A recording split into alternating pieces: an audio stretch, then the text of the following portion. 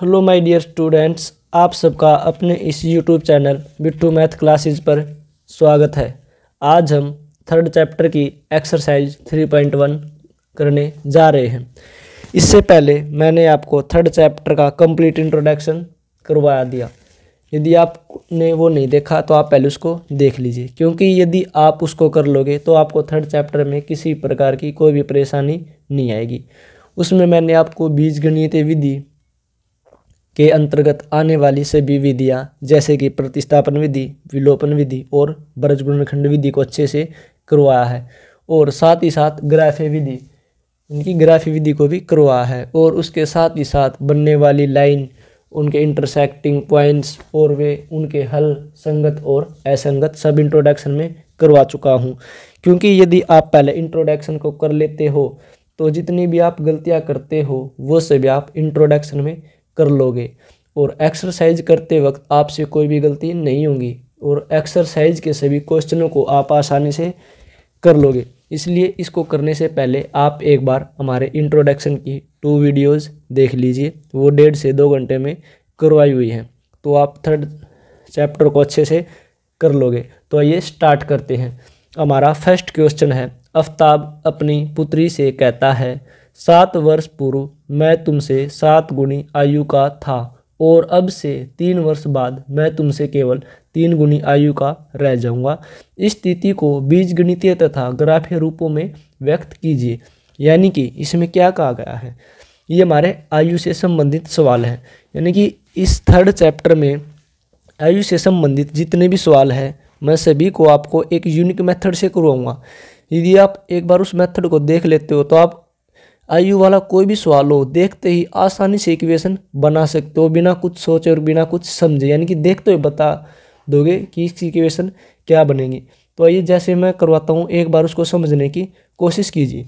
यानी कि इसमें हमारे पास 2 पर्सन दिए हुए हैं, आफ्ताब और उसकी पुत्री। यानी कि आफ्ताब अपनी पुत्री से कहता है, यानी कि बाप बड़ा है और पुत्री छोटी है। आफ्ताब अपनी पुत्री से कहता है 7 वर्ष पूर्व। 7 वर्ष पूर्व का मतलब होता है 7 साल पहले।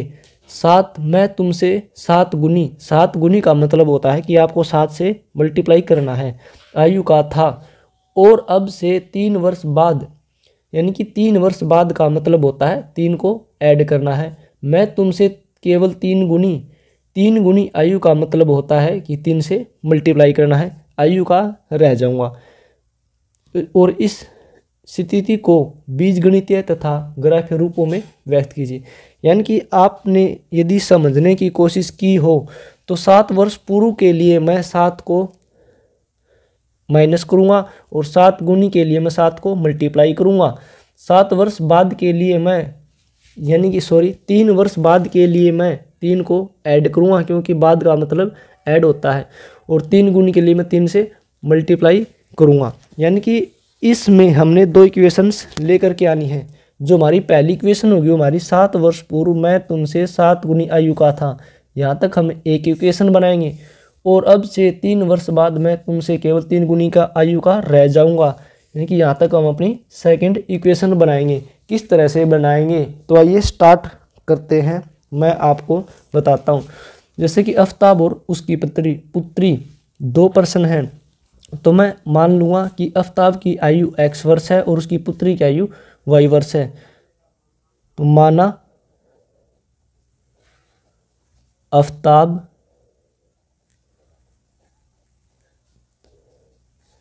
की आयु, इसको मैं x वर्ष मान लूँगा, x वर्ष। और अब उसकी पुत्री की आयु, माना आफ्ताब की पुत्री की आयु, आफ्ताब की पुत्री की आयु, इसको मैं y वर्ष मान लूँगा, y वर्ष। इसको करने के लिए मैं आपको एक यूनिक मेथड बताता हूँ। जैसे कि आप जानते हो कि हमारी 2 इक्वेशन बन के आएंगी। जो हमारी पहली इक्वेशन होगी उसको बनाने के लिए मैं x इज इक्वल वाई रख लूँगा थोड़ा थोड़ा स्पेस दे करके, यानी कि इससे हमारी इक्वेशन फर्स्ट बन करके आ जाएगी। और इसी तरह से मैं सेकंड इक्वेशन बनाने के लिए भी x is equal to y रख लूँगा, इससे हमारी सेकंड इक्वेशन बन करके आ जाएगी। यानी कि ये मैंने तरीका बताया आपको कि मैं आयु का कोई भी सवाल होगा इस तरह से करूँगा, यानी कि आप इसको देखते ही आसानी से कर लोगे। कैसे सोल्व होंगे, जैसे कि जो इसमें कहा है हमने same to same as it is करना है। जैसे कि आपको पता है कि हमारी जो पहली इक्वेशन बनेगी वो यहाँ से लेके यहाँ तक बनेगी और सेकंड इक्वेशन यहाँ से लेके यहाँ तक बनेगी। तो हम पहले अपनी फर्स्ट इक्वेशन बनाते हैं। इसने कहा है 7 वर्ष पूर्व, यानी कि 7 वर्ष पूर्व का मतलब मैंने आपको बताया था कि 7 घटा हुआ, तो हम 7 को दोनों तरफ घटा कर देंगे, यानी कि 7 वर्ष पूर्व, ये हमने 7 वर्ष पूर्व कर दिया है। मैं तुमसे केवल 7 गुनी आयु का था, अब हमने 7 से मल्टीप्लाई करवाना है। तो ऐसा नहीं है कि 7 को हम यहाँ पे मल्टीप्लाई कराएंगे और यहाँ पे भी मल्टीप्लाई कराएंगे, हमने 7 को सिर्फ एक जगह मल्टीप्लाई करवाना है। या तो हम यहाँ पे करवाएंगे या फिर हम यहाँ पे करवाएंगे। हमें कैसे पता चलेगा कि हमने 7 की मल्टीप्लाई किस साइड करवानी है? आप एक बार समझने की कोशिश कीजिए। हम जानते हैं जो x है ये आफ्ताब की आयु है और जो y है वो उसकी पुत्री की आयु है, यानी कि जो लेफ्ट हैंड साइड है ये आफ्ताब उसका पिता यानी कि बड़ा है और उसकी पुत्री छोटी है, यानी कि इस तरफ बड़ी वैल्यू पुट की गई है और इस तरफ छोटी वैल्यू पुट की गई है। यदि मैं 7 को इस तरफ मल्टीप्लाई करूँगा तो ये पहले ही बड़ी वैल्यू है और 7 को मल्टीप्लाई करने से और भी ज़्यादा बड़ी वैल्यू हो जाएगी। इसलिए मैं 7 को इस तरफ मल्टीप्लाई न करके इस तरफ मल्टीप्लाई करूँगा, क्योंकि इस तरफ बड़ी वैल्यू थी, बड़ी वैल्यू है और इस तरफ ये छोटी वैल्यू थी। यदि मैं इसको 7 से मल्टीप्लाई कर देता हूँ तो ये हमारी वैल्यू क्या होंगी, इक्वल आ जाएंगी। इसी तरह से सेम प्रोसीजर इसमें करना है। जैसे कि इसमें लिखा है अब से 3 वर्ष बाद, यानी कि अब से 3 वर्ष बाद के लिए आपको पता है कि ऐड होगा।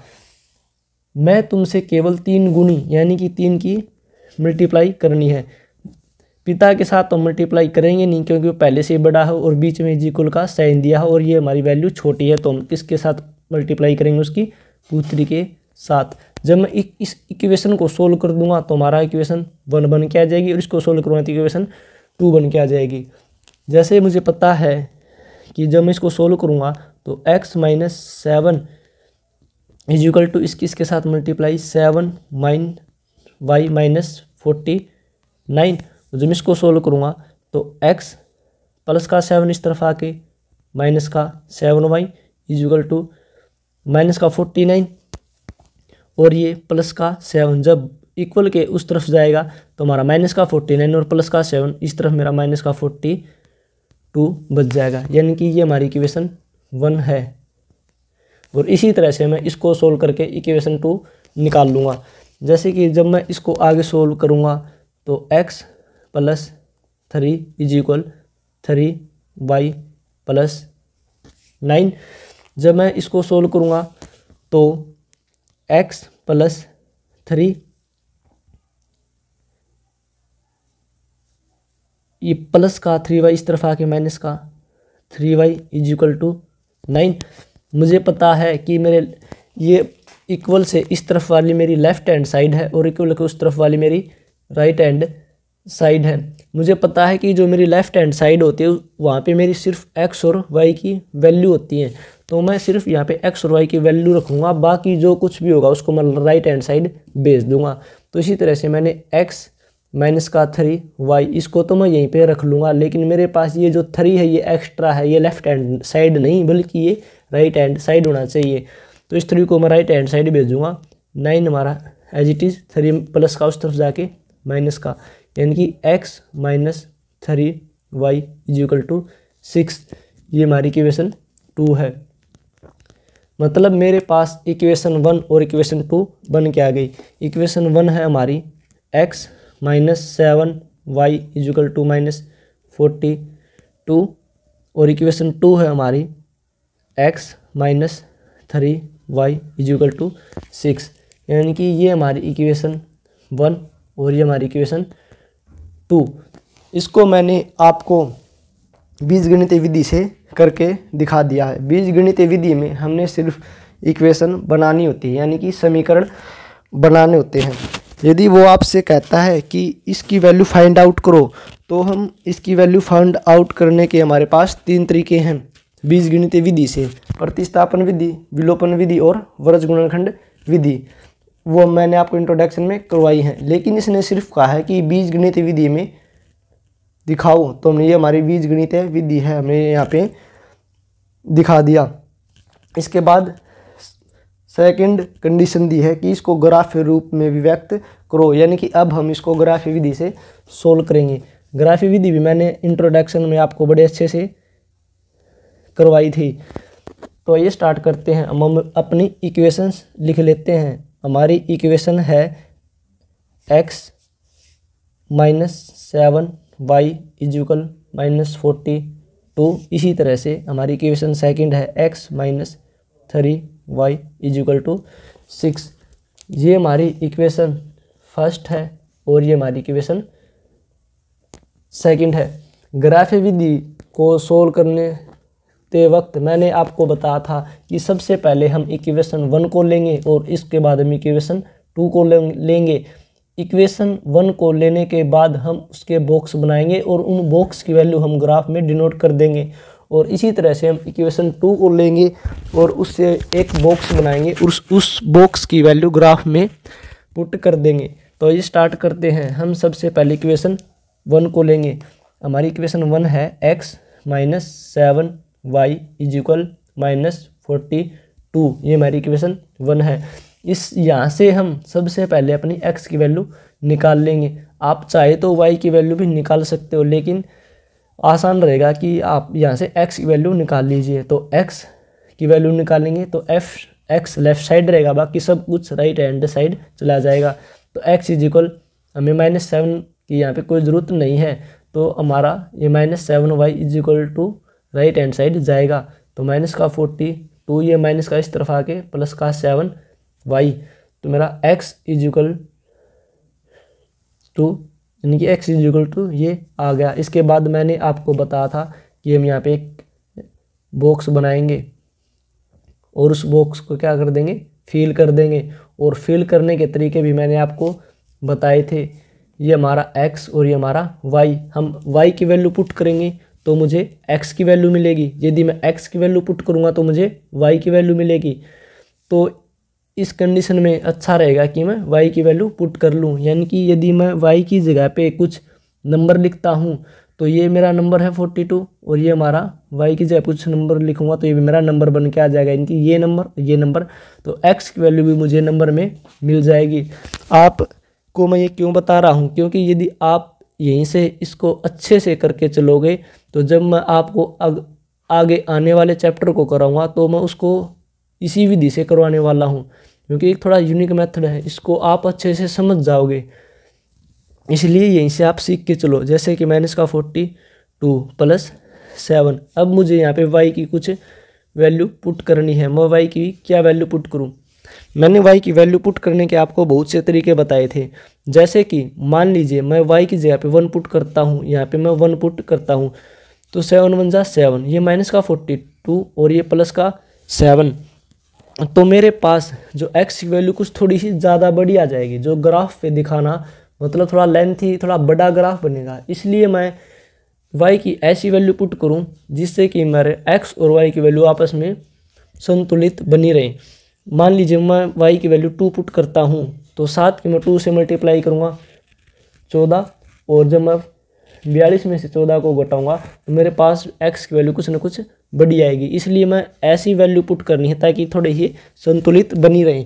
तो मैं y की जगह पे 5 पुट करके देख लेता हूँ। जब मैंने y की जगह पे 5 पुट किया तो मेरा x इक्वल टू -42, 7 पंजे 35, यानी कि मेरा जब मैं इसको आगे सोल्व करूँगा -42 और प्लस 35 तो ये मेरा हो जाएगा माइनस का 7।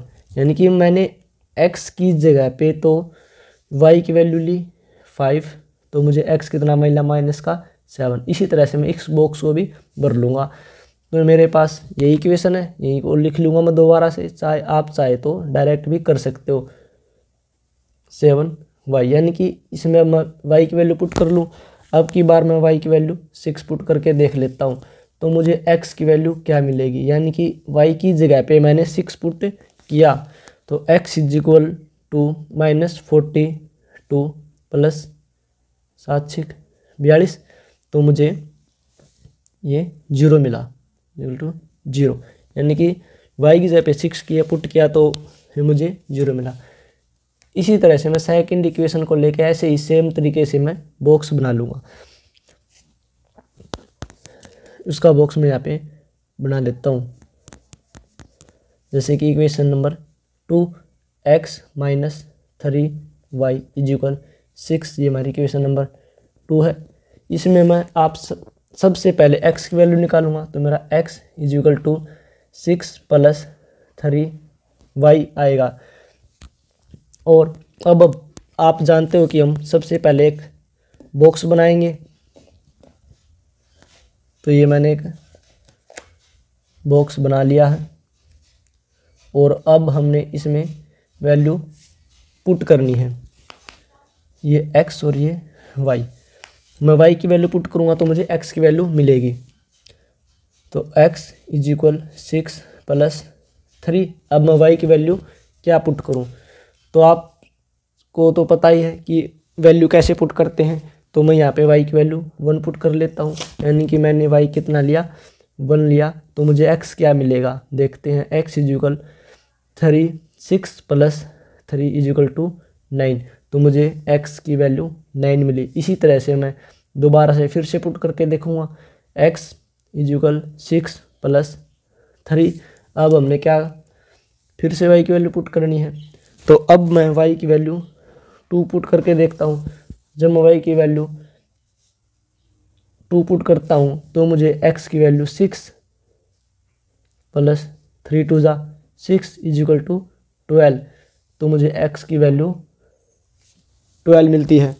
यानी कि मेरे पास अब 2 बॉक्स बन के आ गए हैं और अब मैं इसको अपने ग्राफ पे हल करके दिखाऊंगा। जैसे कि ये हमारा मैंने ये ग्राफ ले लिया है, ये हमारा x एक्सिस है और ये हमारा y एक्सिस है। x एक्सिस इस तरफ प्लस का और इस तरफ माइनस का, y एक्सिस इस तरफ प्लस का और इस तरफ माइनस का। देखो सबसे पहले मैं आपको ये भरने बताता हूँ 2, 4, 6, 8, 10, 12, 14 ये कैसे लिखे जाते हैं, क्योंकि कई बच्चे तो इसमें गलती कर देते हैं। तो देखो ये कैसे लिखे जाते हैं, इसको लिखने का बड़ा ही सरल तरीका है। जैसे कि आप सबसे पहले ये जो हमारे बॉक्स बने हैं इनको देखो, इसमें सबसे पहले हम x को डिनोट करेंगे, यानी कि हमें x 2, 4, 6 ये क्या लेना कैसे पता चलेगा। जैसे मैंने देखा x की वैल्यू -7, 0, 9 और 12 है, यानी कि इसमें बड़ा से बड़ा नंबर 12 है। यानी कि मान लीजिए यदि ये तुम्हारा ओरिजिन पॉइंट है, मूल बिंदु है, इस तरफ यदि मान लीजिए मैं 1 लिखता हूँ तो जितना डिस्टेंस यहाँ पे है सेम डिस्टेंस इक्वल रखना होता है, तो मुझे x की वैल्यू 12 तक लिखनी पड़ेगी। और ये तो हमारा 12 तक जा ही नहीं पाएगा, क्योंकि 1, 2, 3, 4, 5, 6, 7, 8, 9, 10 और 11 और 12, यानी कि ये हमारा वैल्यू छोटी लिखने के कारण ग्राफ बड़ा बनाना पड़ेगा, जिससे हमारा ग्राफ छोटा है। इसलिए मैं x की यूनिट 2 न रखने के बजाय, मैं 1 न रखने के बजाय 2 रखता हूँ। जैसे मैं 2 रखता हूँ तो मुझे x ज़्यादा से ज़्यादा बड़ी वैल्यू मेरे पास 12 है ना, तो 12 तो हमारा यहाँ तक आ ही लेगा, तो हमारा ग्राफ मतलब सही संतुलित होगा। इसी तरह से y की वैल्यू फाइंड करते हैं, 5, 6, 1 और 2 है, यानी कि इसमें बड़ा सा बड़ा नंबर 6 है। इसलिए मैं 1, 2, 3, 4, 5, 6 रख सकता हूँ, क्योंकि हमारे ग्राफ पे आसानी से आ जाएगा। और इसी तरह से मैं नीचे रख दूंगा। ये मैं 2 क्यों नहीं रख रहा यहाँ पे, क्योंकि यदि मैं 2 रखूँगा तो यहाँ पे मैं 2 रखूँगा तो 2, 4, 6 होगा, यानी कि ग्राफ मेरा सिर्फ यहाँ तक सीमित रह जाएगा। यानी कि ये लाइन कितना एक्सिस कितना बड़ा, ये कितना छोटा, यानी कि जो ग्राफ दिखेगा वो बद्दा दिखेगा। इसलिए मैं इनको इकाइयों को कैसे लिखते हैं वो भी तरीका आपको बता दिया है। सबसे पहले यहाँ पे लिखना होता है एक्स और वाई हमने कितना कितना लिया। जैसे कि ये बॉक्स कितनों को डिनोट कर रहा है, 2 को डिनोट कर रहा है, इसलिए एक वर्ग यानी कि मैं लिखूंगा एक वर्ग इज इक्वल टू इकाई। और इसी तरह से y में मैंने 1 लिया है ना, तो ये एक हमारा वर्ग है, और ये 1 लिया तो ये हमारी एक इकाई है, यानी कि एक वर्ग इज इक्वल 1 इकाई। इसके आपको अलग से नंबर मिलते हैं, कई बच्चे इसको करते नहीं हैं, जिसके कारण उसके एक नंबर काट लिया जाता है। तो आइए अब हम इसकी वैल्यू पुट करते हैं। जैसे कि x मेरे पास -7 और y 5, यहाँ पे x मेरा -7 कहाँ पे है, ये रहा -6 और -7 यहाँ पे है, और y कितना लेना है, 5 लेना है, ये रहा y 5, तो y 5 इस तरफ है, तो ये हमारा यहाँ पे बिंदु बनेगा। यानी कि ये x, पहले x के कोऑर्डिनेट लिखने होते हैं, यानी कि पहले x के बिंदु लिखेंगे -7 और y फिर कितना 5 हो गया।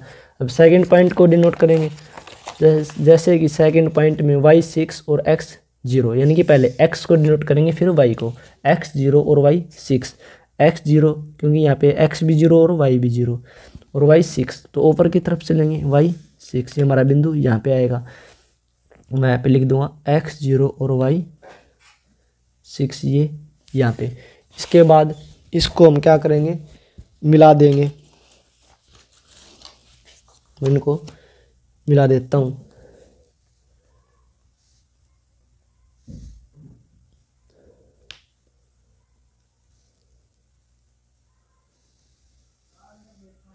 सॉरी फ्रेंड्स, माय स्टूडेंट्स, यहाँ पे गलती से गलत चला गया, ये ऐसे करके यहाँ पे आएगा क्योंकि बिंदु को मिलाना है।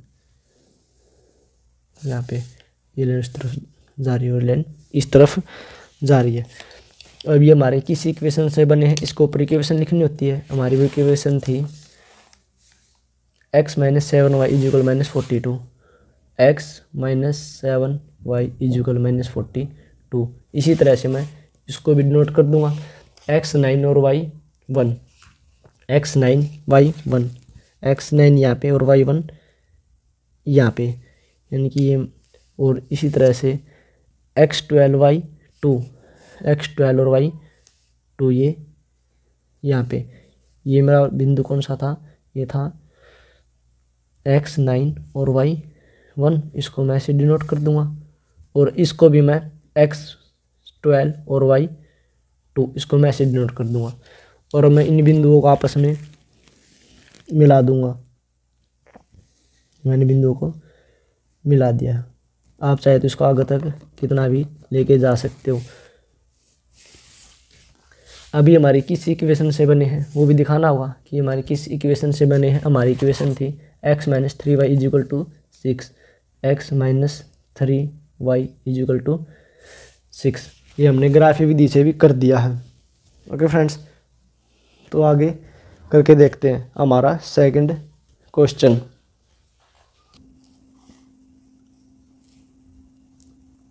अब हम अपना सेकंड क्वेश्चन करते हैं। इसमें हमने दिया हुआ है क्रिकेट टीम के एक कोच ने 3,900 रुपये में 3 बल्ले तथा 6 गेंदें खरीदी। बाद में उसने एक बल्ला तथा उसी प्रकार की 3 गेंदें 1,300 रुपये में खरीदी। इस स्थिति को बीजगणितीय तथा ज्यामितीय रूपों में व्यक्त कीजिए। यानी कि हमने फिर से वही सेम प्रोसीजर करना है। पहले 2 इक्वेशन बनानी है और उसके बाद ग्राफ पे सोल्व करके दिखाना है। अब इक्वेशन कैसे बनेंगी, आपको पता है कि पहली इक्वेशन हमारी यहाँ से लेके यहाँ तक बन जाएगी, और दूसरी इक्वेशन हमारी एक बल्ला और 6 गेंदें यहाँ से लेके यहाँ तक बन जाएगी। अब हमने लेट क्या करना है, मुझे पता है यहाँ पे मेरे पास बल्ला है और गेंद है। मैं बल्ले की कीमत मान लूँगा और मैं गेंद की कीमत मान लूँगा। तो आइए स्टार्ट करते हैं। तो मैंने माना बल्ले की कीमत, माना 1 बल्ले की कीमत इक्वल x रुपये। उसी प्रकार से माना एक गेंद की कीमत, एक गेंद की कीमत, इसको मैं वाई रुपये मान लूँगा। तो एक गेंद की कीमत वाई रुपये।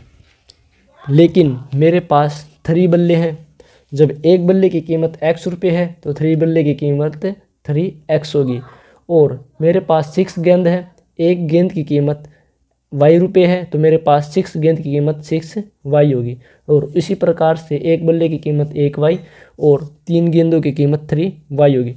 तो मैं इसको इक्वेशन कैसे बनाऊंगा? जैसे कि मेरी फर्स्ट इक्वेशन पता आपको यहाँ से यहाँ तक बनेगी और सेकंड इक्वेशन अपनी यहाँ से लेके यहाँ तक बनेगी। तो मैं अपनी फर्स्ट इक्वेशन बनाता हूँ। जैसे कि मेरे पास लिखा 3 बल्ले और 6 गेंदे, तो इसको मैं 3x + 6y कर लूँगा और राइट हैंड साइड में मैं इसकी कीमत टोटल कितने रुपए की है वो डाल दूँगा, यानी कि ये हमारी इक्वेशन 1 आ गई। और इसी तरह से मैं सेकंड इक्वेशन, एक बल्ले की कीमत x है तो x + 3 गेंदे, तो गेंद की कीमत y है लेकिन गेंदे 3 हैं तो 3y = रेट यानी कि मूल्य। तो कितना आ जाएगा 1300, यानी कि ये मेरे पास 2 इक्वेशन आ गई, इक्वेशन 1 और इक्वेशन 2। मैंने इसको बीजगणितीय विधि से कर दिया है। इसके बाद हम इसको ग्राफीय विधि से करेंगे। ग्राफीय विधि से करने के लिए मैंने आपको बताया था, ये जो इक्वेशन है हम इसको यहाँ पे लिख लेंगे। हमारी इक्वेशन फर्स्ट है, यहाँ पे कर लेता हूँ 3x + 6y = 3900। और सेकंड इक्वेशन x + 3y = 1300। ये हमारी पहली इक्वेशन यानी कि पहला समीकरण, और ये हमारी दूसरी इक्वेशन यानी कि दूसरा समीकरण। मैं आपको मतलब इंग्लिश के वर्ड क्यों बोलता हूँ, क्योंकि उसका एक कारण है। जब आप 11th क्लास में होंगे तब आपको वहाँ पे पूरा मैथ इंग्लिश में मिलने वाला है। यदि आपको यहीं पे नहीं पता होगा कि इक्वेशन क्या होती है, समीकरण को इक्वेशन कहते हैं, यदि आपको इन छोटी छोटी टर्म का नहीं पता होगा तो आप 11th के जो मैथ होगा उसमें बहुत पजल हो जाओगे। इसलिए छोटी छोटी टर्म हैं जैसे कि रेखाएं होगी, पैरेलल लाइन्स, इंटरसेक्टिंग लाइन्स, और ये इक्वेशंस, मतलब ऐसे छोटे छोटे पॉइंट्स आपको यहीं से डिनोट करके चलो, यहीं से याद करके चलो, फिर आपको ना 11th क्लास में कोई भी दिक्कत नहीं होगी। तो इसलिए मैं आपको मतलब 11th के क्लास के लिए भी प्रिपेयर करके चल रहा हूँ। तो ये आगे स्टार्ट करते हैं। ग्राफीय विधि यानी ज्यामितीय विधि और ग्राफीय विधि एक ही होती है। तो ग्राफीय विधि आपको पता है, उसके लिए मैं सबसे पहले इक्वेशन 1 लेता हूँ और उसके बाद इक्वेशन 2 लेता हूँ, फिर मैं इक्वेशन से बॉक्स बनाता हूँ, फिर मैं इक्वेशन से बॉक्स बनाता हूँ और उन बॉक्सेस को मैं ग्राफ पे डिनोट कर देता हूँ। तो 3x + 6y = 3900। इसको सोल्व करना है। मैंने देखा कि आप चाहे तो x की वैल्यू यहाँ से भी निकाल सकते हो, लेकिन 3 यहाँ पे, 3 यहाँ पे और 3 यहाँ पे। मैं चाहूँ तो मैं 3 को बाहर भी निकाल सकता हूँ। जब मैं 3 को यहाँ से बाहर निकालूंगा तो मेरे पास 3 को मैंने क्या किया, कॉमन निकाल लिया। तो मेरे पास अंदर x + 2y = 3 × 1 = 3, 3 × 1 = 3 और ये 3 3 × 0 0, यानी कि ये इक्वेशन बन के आएगी जब मैं 3 को यहाँ से क्या करूँगा, कॉमन निकाल लूँगा।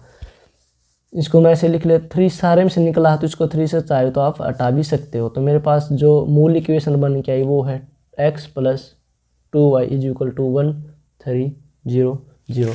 आपको पता है। फिर हम इसके बाद ये अपने बॉक्स बनाते हैं। ये मैंने अपना बॉक्स बना लिया। इसमें x और y की वैल्यू पुट करनी है, x और ये y। x = 1300, प्लस का 2y इस तरफ आ गए, माइनस का 2y। अब हमने y की कुछ वैल्यू पुट करनी है तो x = 1300 - 2 वाई की जगह पे मैं क्या पुट करूँ। मैंने पुट करने का आपको कई तरीके बताए हैं। जैसे ये 1300 है, यदि मैं यहाँ पे 1 ले लेता हूँ तो 13 में से मुझे सिर्फ 2 1 जा 2, सिर्फ 2 घटाना हुआ, जिससे कि मेरे पास 1298 आएगा। वो बहुत बड़ी वैल्यू हो जाएगी। इसलिए मुझे यहाँ पे सोच समझ के ऐसी वैल्यू लिखनी है ताकि मैं ग्राफ पे आसानी से दिखा सकूँ। इसलिए मैं वाई की जगह पे 100 ले लेता हूँ। 100 यानी कि वाई मैंने 100 लिया तो मुझे एक्स की वैल्यू क्या मिली। जब मैं इसको आगे सोल्व करूँगा 200 इज इक्वल टू मुझे ये मिला, यानी कि मुझे x की वैल्यू 1100 मिली। और इसी तरह से मैं एक बार फिर से लेट करूँगा x इज इक्वल 1300 माइनस 2। अब की बार मैं y की वैल्यू को क्या पुट करूँ, तो मैंने y की जगह पे 200 ले लिया तो x मुझे कितना मिला, x is equal to 1300 minus 2 2 जा 400 इज इक्वल टू 900। यानी कि मैंने जब x y की वैल्यू को 200 लिया तो मुझे x की वैल्यू 900 मिली। इसके बाद मैं अपने सेकंड इक्वेशन को लिख लूँगा। आपको एग्ज़ाम में यहाँ पे नहीं लिखनी है, आपको एग्ज़ाम में इसके नीचे लिखनी है। यहाँ पे स्पेस थोड़ा सा कम है, इसलिए मैं नीचे न लिखने की बजाय मैं यहाँ पे करके बता रहा हूँ, तो क्योंकि आप अच्छे से समझ जाओ। आपको एग्ज़ाम में यहाँ पे नहीं लिखनी है, बल्कि आपको एग्ज़ाम में नीचे करके दिखानी है। तो जैसे कि अब मैं अपनी सेकंड इक्वेशन लेता हूँ। जैसे कि सेकंड इक्वेशन हमारी x + 3y इज इक्वल 1300। तब इसके बाद आप जानते हो हमें यहाँ से x की वैल्यू निकालनी है, तो x मेरा is equal to 1300 minus 3y। अब हमने क्या करना है, एक बॉक्स बना के तैयार करना है। ये हमने अपना एक बॉक्स बना दिया। और अब हम इसमें x और y की वैल्यू पुट करेंगे। ये हमारा x, ये हमारा y। y की जगह पे कुछ पुट करना है, तो x is equal 1300 minus 3। y की जगह पे मैं क्या पुट करूँ, फिर से सोच समझ के पुट करना है। जैसे कि मान लीजिए मैं y की जगह पे यहाँ पे 100 पुट कर लेता हूँ। मैंने 100 पुट कर लिया तो मुझे x की वैल्यू क्या मिलेगी, तो मेरे पास x इज इक्वल 1300 माइनस 300 जा सो इज इक्वल टू 1000 मिला। यानी कि जब मैंने x की जगह पे 100 पुट किया मेरे पास ये वैल्यू मिली। ये बॉक्स थोड़ा छोटा हो गया, वैल्यू आई नहीं रही, तो कोई बात नहीं, आप समझ गए। इसी तरह से मैं अगली बार फिर से y की वैल्यू पुट करूँगा। मेरे पास इक्वेशन फिर से y माइनस 3y अब की बार फिर से पुट करना है इसमें, तो x इज इक्वल 1300। अब की बार मैं क्या पुट करूँ, अब की बार मैं 200 पुट कर लेता हूँ। पहले 100 किया, अब की बार मैं 200 कर लेता हूँ। तो मुझे x की वैल्यू क्या मिलेगी फिर से, तो मुझे x की वैल्यू 3 2 जा 600 इज इक्वल टू 700। यानी कि y की जगह पे मैंने 200 पुट किया तो मुझे x की जगह पे 700 मिला। अब आप जानते हो कि हम इसको ग्राफ पे डिनोट करते हैं, तो ये ग्राफ पे डिनोट करने का भी आपको तरीका बता देता हूँ कि हमने ग्राफ पे कैसे डिनोट करने हैं। जैसे कि ये हमारा ग्राफ है। ग्राफ पे डिनोट करने से पहले हमने सबसे पहले इकाई लेनी होती है कि हम किस इकाई पर उसको डिनोट करेंगे और कैसे करेंगे। और आपको इकाई का कैसे पता चलता है वो हम यहाँ से देख के पता करते हैं। जैसे कि सबसे पहले हम x की लाइन खींचते हैं और फिर y एक्सिस। इकाई कैसे डिनोट करते हैं, जैसे कि इकाई मेरे पास यहाँ पे x 1100 900 1000 और 700, यानी कि जो सबसे बड़ी वैल्यू है वो 1100 है। इसलिए मुझे मतलब x एक्सिस को यहाँ पे इस तरह से लिखना है, जो मेरा 1100 हो वो इस लाइन पे आ जाए। मान लीजिए मैं यहाँ पे 100 करके लिखता हूँ, तो 100 200 300 4 5 6 7 9 10 एंड 1000 और 11, यानी कि मेरा यहाँ तक आएगा 1100। यानी ग्राफ मेरा कंप्लीट भर चुका है। इसलिए मैं ग्राफ को थोड़ा सा छोटा करने के लिए वैल्यू को थोड़ा बढ़ा दूंगा। जैसे यहाँ पे मैं 200 लिखूँगा तो मेरा ये वाला जो सबसे बड़ी वैल्यू है ये यहीं तक सीमित हो जाएगी, यानी कि मेरा ग्राफ थोड़ा छोटा बन जाएगा जैसे मैं वैल्यू को बढ़ाऊंगा।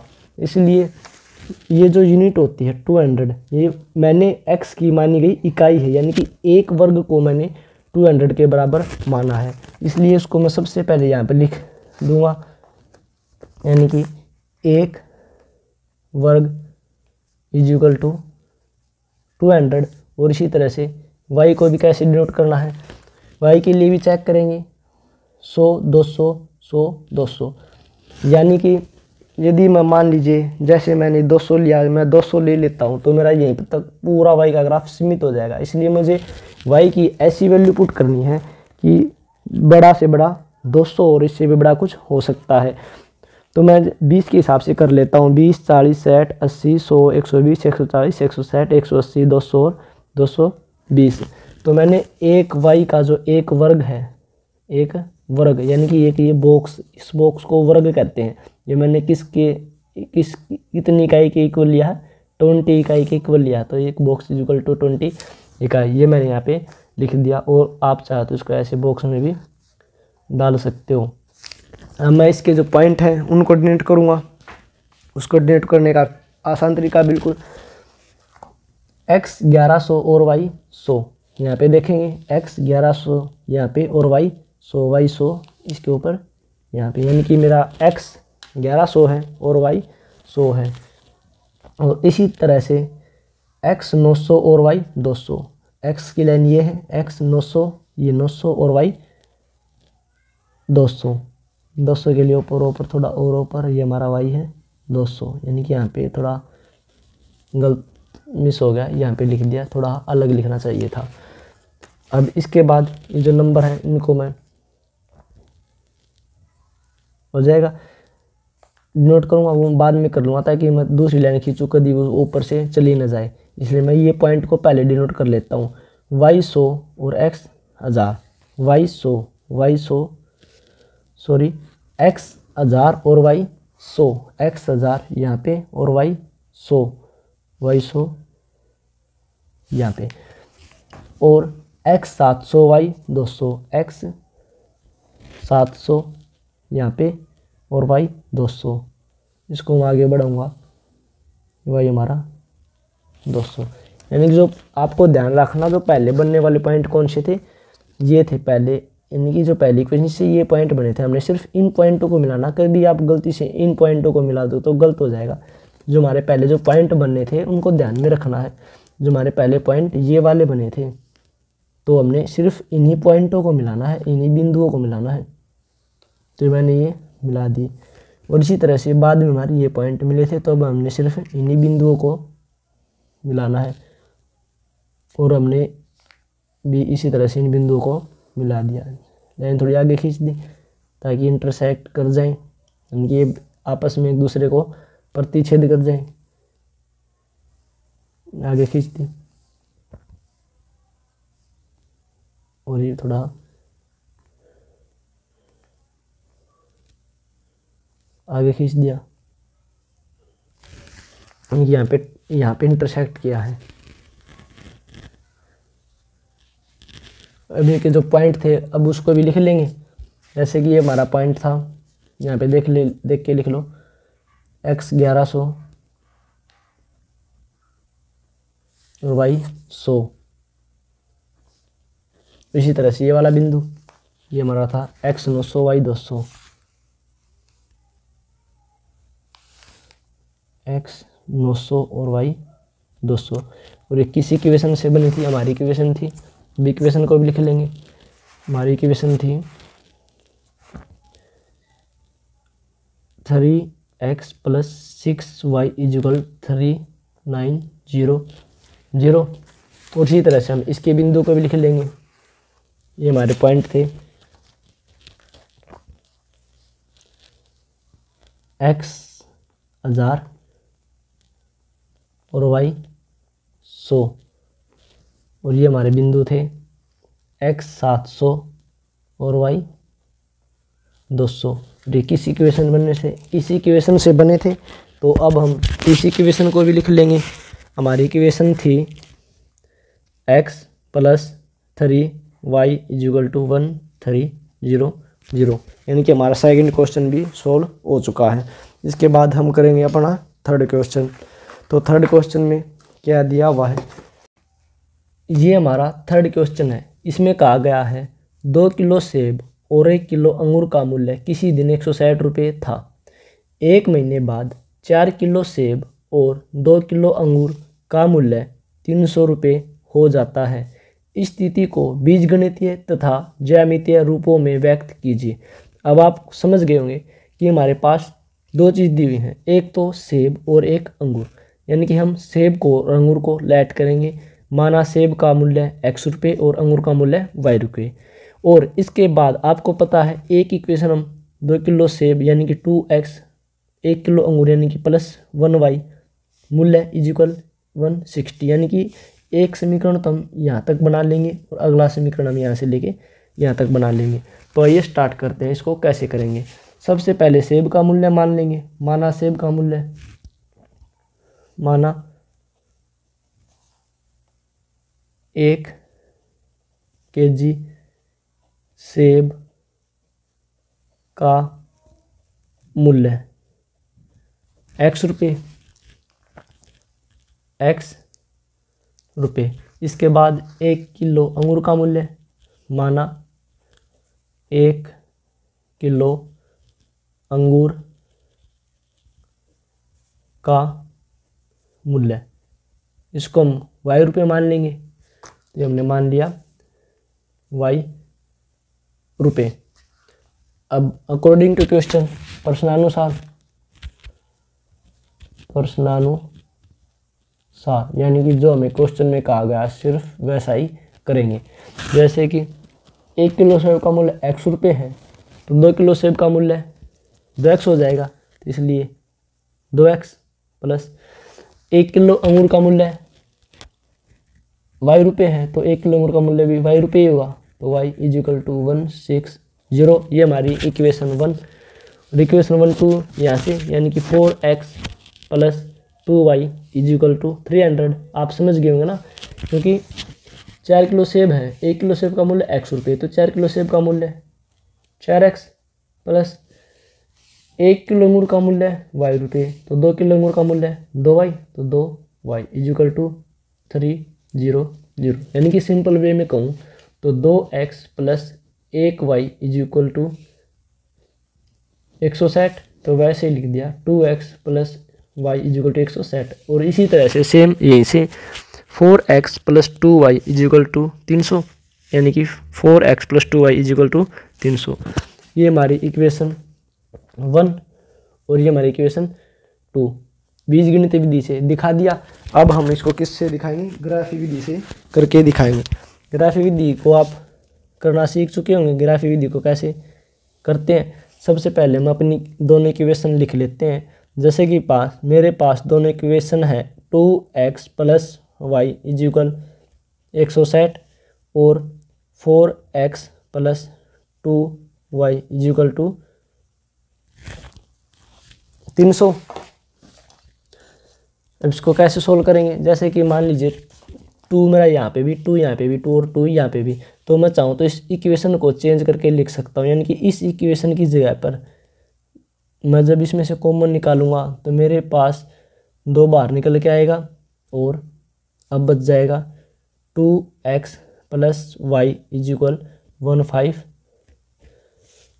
यानी कि अब मेरी जो मूल इक्वेशन है वो सिर्फ इतनी है, क्योंकि 2 तो पूरे में से बाहर निकाल लिया ना, तो अब 2 कॉमन लूँ या नहीं लूँ कोई फ़र्क नहीं पड़ेगा। इसी हमारी इक्वेशन 2 सिर्फ ये बन के आ गई। आप चाहो तो इक्वेशन 1 और इक्वेशन 2 इसको मान के भी कर सकते हो, जो अपना आंसर होगा वो गलत नहीं होगा। लेकिन जब ये सोल्व हो रही है तो मैं इसको छोटा कर लूँ ताकि आसानी से कर सकूँ, इसलिए मैं इक्वेशन ये हमारी 1, इक्वेशन हमारी 2। तो इसको आगे स्टार्ट करते हैं। 2x plus y is equal 160। अब इसको सोल्व करना है, आपको पता है बॉक्स बनाएंगे, एक बार इसके और एक बार इक्वेशन 2 के। इक्वेशन 1 के बॉक्स बनाने के लिए मैं सबसे पहले x की वैल्यू लूँगा, यानी कि 2x is equal 160। Y plus का इस तरफ आके माइनस का, तो मेरी x की वैल्यू आ गई x is equal 160 minus y divide 2। तो अब इसका मैं क्या करूँगा, एक बॉक्स बना के अपनी वैल्यू पुट कर लूँगा। ये मैंने एक बॉक्स बना लिया, ये मेरा x और ये मेरा y। मैं y की वैल्यू पुट करूँगा और मुझे x की वैल्यू मिल जाएगी। तो x इज इक्वल, देखते हैं y की वैल्यू क्या पुट करनी है, माइनस। आप बताने की कोशिश कीजिए कि मैं y की वैल्यू क्या पुट करूँ ताकि मुझे x की वैल्यू अच्छी सी मिल जाए, यानी कि ज़्यादा बड़ी नहीं हो और ज़्यादा छोटी भी नहीं हो। तो जैसे कि मान लीजिए मैं x की वैल्यू को, मान लीजिए मैं y की वैल्यू को 20 पुट करता हूँ, 20। तो 160 में से 20 यानी कि 20 जाएगा, तो 140 140 को मैं जब 2 से डिवाइड करूँगा तो मुझे मिलेगा 70। यानी कि यहाँ पे मैं 20 पुट किया, जब मैंने y को 20 पुट किया तो मुझे x की वैल्यू 160 माइनस इस डिवाइड 2 यानी कि 140 डिवाइड 70, यानी कि मुझे x की वैल्यू 70 मिली। इसी तरह से मैं एक बार फिर पुट करके देखूँगा, मैं फिर से पुट कर लूँगा, यानी कि y की वैल्यू अब की बार मैं 30 रख के देखता हूँ। जब मैं यहाँ पे 30 रखता हूँ तो मुझे x की वैल्यू कितनी मिली, 160 माइनस 30 डिवाइड 2, ये मेरे पास 130, नो इसको मैं काटूँगा तो 65, यानी कि y 30 रखा तो मुझे x 65 मिला। इसी तरह से जो सेम तरीका इसमें लगा वो सेम मेथड हम इक्वेशन 2 में भी लगाएंगे। हमारी इक्वेशन 2 है 2x plus y is equal to 150। यहाँ से मैं सेम प्रोसीजर x की वैल्यू निकाल लूँगा, तो 2x is equal 150 minus y, x is equal 150 minus y और डिवाइड में 2, क्योंकि ये मल्टीप्लाई का था उस तरफ जाके डिवाइड का। और अब हम यहाँ पे अपने बॉक्स बना लेंगे, x और y की वैल्यू पुट करनी है। ये हमारा x है और ये हमारा y है, हमने y की वैल्यू पुट करनी है। जैसे कि आप जानते हो y की वैल्यू यहीं पे पुट होगी, इसी इक्वेशन में पुट होगी। तो मैं पुट करके देखता हूँ, x इज इक्वल 150 माइनस, यानी कि y की वैल्यू क्या पुट करें, तो आप लेट करो क्या पुट करें। मान लीजिए मैं y की वैल्यू 70 ले लेता हूँ। जब मैं 150 में से 70 घटाऊँगा तो मेरे पास 60 बचेगा और 60 को मैं 2 से डिवाइड करूँगा 30 आ जाएगा। तो मैंने y को ले लेता हूँ 70। जब मैंने यहाँ पे y को 70 लिया तो मेरे पास 150 माइनस 70 डिवाइड 2 60 डिवाइड 2 मुझे 30 मिला, यानी कि मेरी x की वैल्यू 30 मिली, यानी कि x मुझे कितना मिला, 30 मिला। और अगली बार फिर से लूँगा, इसी में पुट करके देखूँगा, तो यानी कि मैं एक बार फिर से वैल्यू पुट करूँगा। अब की बार मैं y की वैल्यू को 70 ले लेता हूँ तो मुझे x की वैल्यू कितनी मिलेगी, 50 में से 70 जाएगा तो 80 और डिवाइड 2, इसको काटूँगा तो मेरे पास 40। सॉरी फ्रेंड्स, ये 70 2 बार लिखा गया। अब की बार यहाँ पे मैं 70 नहीं बल्कि, क्योंकि 2 बार तो ले नहीं सकते सेम वैल्यू, तो मैं यहाँ पे 90 ले लेता हूँ। जब मैं 90 लूँगा तो मेरे पास यहाँ पे 60 यानी कि 60 बचेगा। जब इसके डिवाइड करूँगा मेरे पास 30 यानी कि 30 बचेगा। यानी कि जब मैंने y को 90 लिया तो मेरे पास x की वैल्यू 30 आई। और जब मैं यहाँ पे 150 में से 70 घटाऊँगा तो मेरे पास 60 नहीं बल्कि 80 बचेगा। जब मैं 80 को 2 से डिवाइड करूँगा तो मेरे पास यहाँ पे 40 आएगा। तो मेरे पास जब मैंने x की वैल्यू 70 ली तो मेरे पास ये कितना आया, 40 आया। हो गया। अब इसको डिनोट हम अपने ग्राफ पे कर लेंगे। जैसे कि ये हमारा ग्राफ है। सबसे पहले हम इसमें अपनी वर्ग इकाई देखेंगे कि किसकी कौन सी वर्ग इकाई है। वर्ग इकाई देखने का तरीका मैंने आपको बताया था कि आप x में सबसे बड़ा देख लीजिए सबसे पहले और फिर आप y में देख लीजिए। जैसे x मेरे पास सबसे बड़ा 70, 65, 40 और 30 यानी कि 70 है, यानी कि यहाँ पे मैंने 70 दिखाना है। तो मैं 10-10 के बॉक्सेस ले लूँगा। तो मैं यहाँ पे लिख सकता हूँ x 1 वर्ग = 10 इकाई। और इसी तरह से मैं y के लिए देखूँगा 20, 30, 70 और 90। सबसे बड़ा 90 है तो मैं 90 के हिसाब से बॉक्स बनाऊँगा। तो मैं 10, 10, 10 के ले लूँगा। जब मैं 10, 10 के लूँगा तो 90 मेरा यहाँ तक सीमित हो जाएगा। तो y के लिए मैं 1 वर्ग = 10 इकाई ऐसे लिख दूँगा। हो गया। अब इसको क्या करूँगा, ग्राफ पे डिनोट करके दिखा दूँगा। जैसे कि ये हमारे 2 बॉक्सेस हैं, इससे हमारी एक लाइन बनेगी और इससे भी हमारी एक लाइन बनेगी। जैसे कि हमारी ये लाइन है, इसमें x 70 और y 20, x 70 और y 20। देखो x 70 और y 20 यानी कि x 70 और y 20। उस x 70 और y 20 तो ये हमारा यहाँ पे आ गया x 70 और y 20। उसी तरह से x 65 और y 30, x 65 और y 30 ये हमारा यहाँ पे हो गया। अब मैं दोनों को क्या करूँगा, मिला दूंगा। सबसे पहले मैं इनके ये जो बन के आई हैं ये लिख लूँ पॉइंट्स, ये हमारे हैं x 70 और y 20, ये हमारा x 65 और y 30। अब इसके बाद मैं इस लाइन को मिला दूंगा। ये मैंने अपनी लाइन मिला दी। ये इक्वेशन कौन सी थी, फर्स्ट वाली। हमारी फर्स्ट वाली इक्वेशन थी 2x + y = 160, 2x + y = 160 हो गया। इसी तरह से मैं सेकंड के बना लूँगा। ये वैल्यू पुट कर दूँगा x 40 y 70, x 40 और y 70 तो 10, 20, 30, 40, 50, 60, 70। और इसी तरह से x 30 y 90, x 30 और y 90 यहाँ पे। अब मैं इन पॉइंटों को भी मिला लूँगा।